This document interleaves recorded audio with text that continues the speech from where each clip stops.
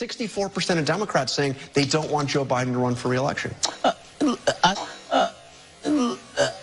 Your own party says a year and a half into your presidency, thanks but no thanks. That does reflect, I agree with you, the frustrations of Democrats, some because they don't think he's done enough, and some because they think he's done too much. And so you've got kind of the Manchin wing of the party, the more moderate wing of the party who's saying, you know, slow down here, look at this inflation, look at the kitchen table issues that the Democrats are losing on right now. And then you've got the progressive wing of the party who says, we need to do more, and you've blown these opportunities. Joe Biden is in no man's land. He can't keep the moderates happy. He can't keep the progressives happy.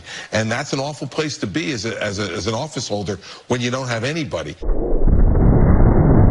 And the last thing I'd say to you, John, quickly, is that for Democrats, they would love to make 2022 about Donald Trump. They would love to, but it's not about Donald Trump. It's about inflation. It's about gas prices. It's about crime in the streets. If you're in New York or Washington or Boston or Chicago or Los Angeles, San Francisco, it's about crime, and Democrats are not doing well on those issues.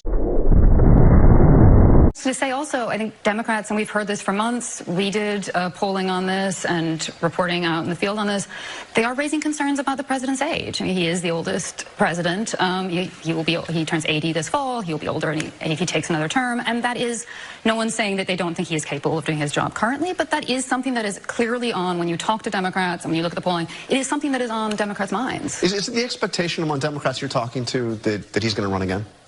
I think it depends on who you talk to. I think many are following the cues that the president is saying, that if he feels the way that he does now, he will in fact run. But I think privately, when you talk to a lot of aides in the Democratic Party, a lot of members privately, they have some concerns about whether or not he is going to run, how quickly he's going to make that decision possibly if he ends up being on the fence, and who maybe would step into that place, and making sure that they have enough time. Because it will be a free-for-all if he doesn't.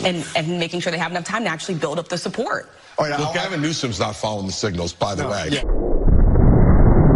Yeah, he doesn't care what Joe Biden's doing. He's already running ads in Florida and other places. No, he's taking on Republican governors who have been inept at protecting the freedoms and rights of all Americans. Donna, he's running for president. You know what, Chris? Come on, not he's running for president. Fortunately, there are Republican governors in those states that...